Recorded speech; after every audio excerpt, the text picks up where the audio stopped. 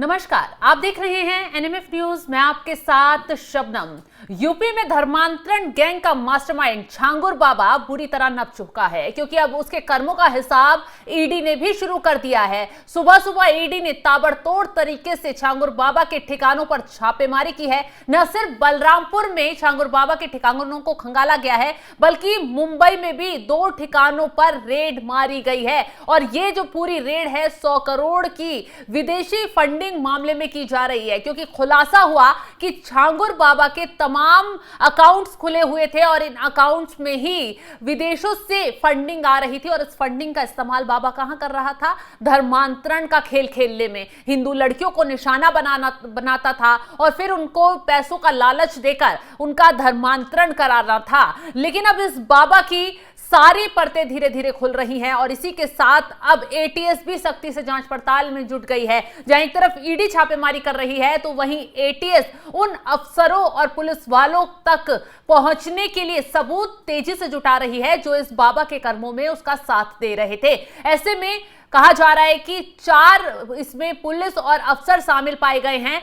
हालांकि उनका नाम क्या है, कौन वो अधिकारी हैं, अभी ये क्लियर नहीं हो पाया है, क्योंकि एटीएस जो है पूरे सबूतों के साथ उन पर छापेमारी करेगी, उन्हें गिरफ्तार करेगी। हालांकि शक पूरा गहरा गया है, क्योंकि कुछ सबूत एटीएस को ऐसे मिल गए हैं जो इन आला अधिकारियों तक पहुंच रहे हैं। अब ऐसे में 12 ठिकानों पर बलरामपुर में और 2 ठिकानों पर मुंबई में बाबा छांगुर के ठिकानों पर छापेमारी चली, जहां पर 100 करोड़ की फंडिंग के मामले में कार्रवाई की गई। यूपी एटीएस को छांगुर बाबा गिरोह के हवाला नेटवर्क, संदिग्ध बैंक ट्रांजैक्शन और विदेशी फंडिंग के कई सुराग हाथ लगे थे। इस संबंध में एटीएस ने ईडी को दस्तावेज सौंपे थे और इसके बाद ईडी ने अपना एक्शन शुरू किया। अब सूत्र बता रहे हैं, ईडी की जांच में पता चला है कि गिरोह के 30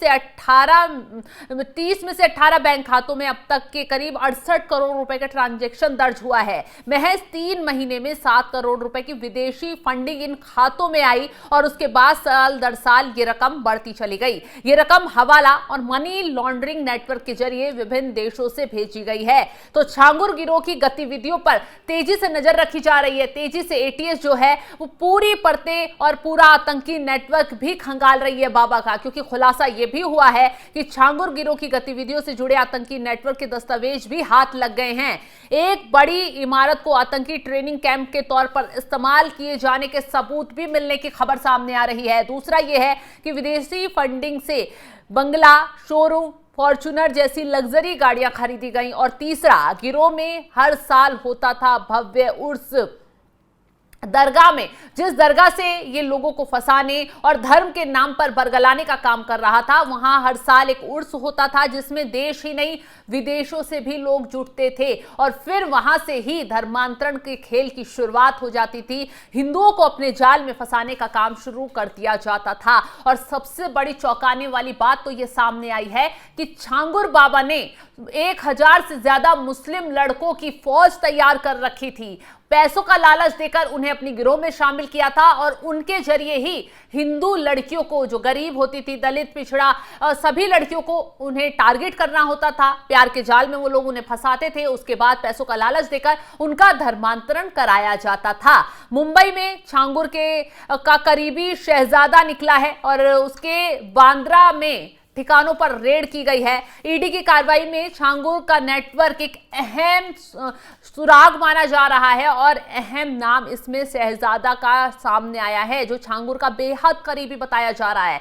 ईडी की टीम ने उसके घर को पूरी तरह खंगाला है। शुरुआती जांच में सामने आया है कि शहजादा के खाते में 2 करोड़ रुपए की संदिग्ध रकम ट्रांसफर की गई। ये रकम बलरामपुर के नवीन के जरिए पहुंची थी। ईडी को शक है कि ये पूरा लेन देन धर्मांतरण नेटवर्क और उससे जुड़े हवाला फंडिंग का हिस्सा है। अब ऐसे में इन पैसों का इस्तेमाल छांगुर बाबा की गतिविधियों को संचालित करने और धर्मांतरण के काम को फैलाने में किया गया था। अब ईडी मुंबई से लेकर बलरामपुर तक इस पूरे नेटवर्क की कड़ियां जोड़ने पे जुट गई है, जिसमें अवैध कारोबार, मनी लॉन्ड्रिंग, अंतर्राष्ट्रीय फंडिंग की परतें खुल सके।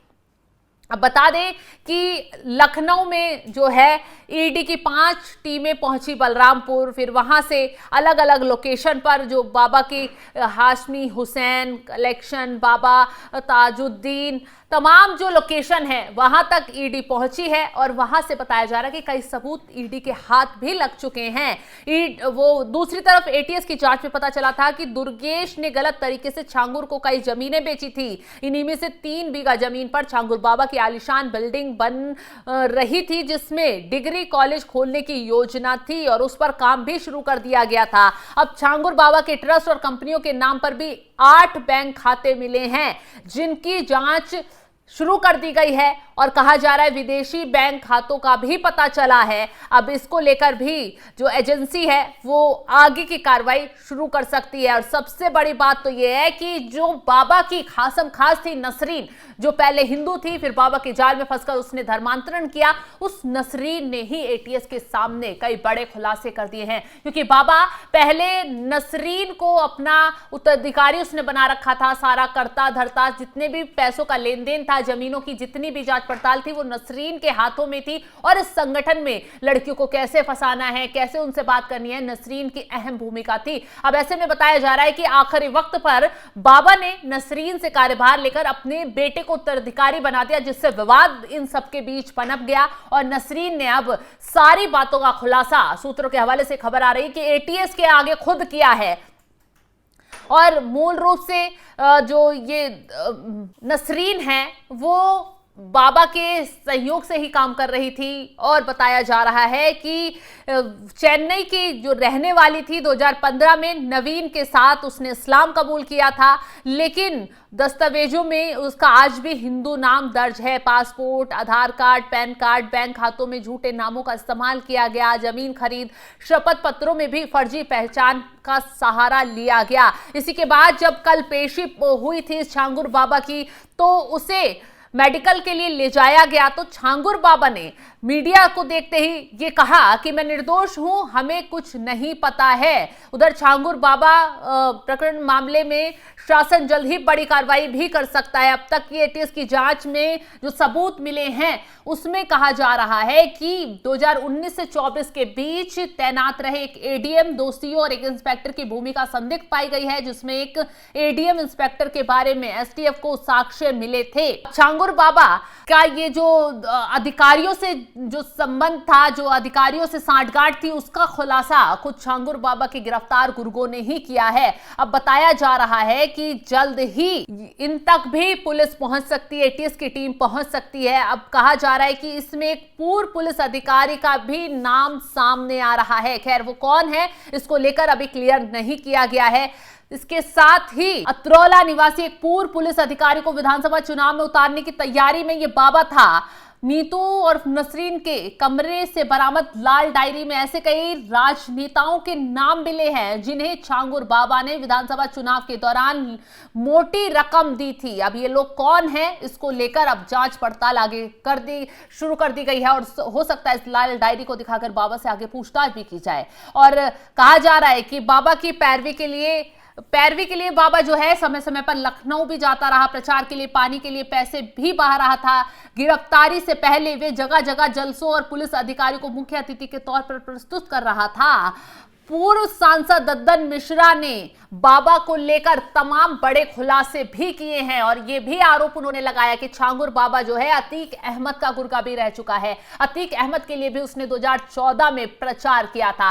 हालांकि अब कई राजनेताओं से नाम जोड़ रहा है, कुछ प्रशासनिक अधिकारियों से नाम जोड़ रहा है, जिसको लेकर योगी सरकार भी अलर्ट मोड में आ गई है कि जो भी बाबा की मदद कर रहा था और जो भी छांगुर बाबा को पनपा रहा था उन्हें किसी हाल में छोड़ा नहीं जाएगा। अब इस मामले में सनसनी बढ़ा दी है और उन लोगों में भी हड़कंप मचा दिया है जो इस गैंग से जुड़े हुए थे। फिलहाल इस खबर को लेकर आप क्या राय रखते हैं, कमेंट बॉक्स में अपनी राय जरूर बताइएगा और तमाम खबरों की जानकारी के लिए आप हमारे साथ जुड़े रहें। नमस्कार।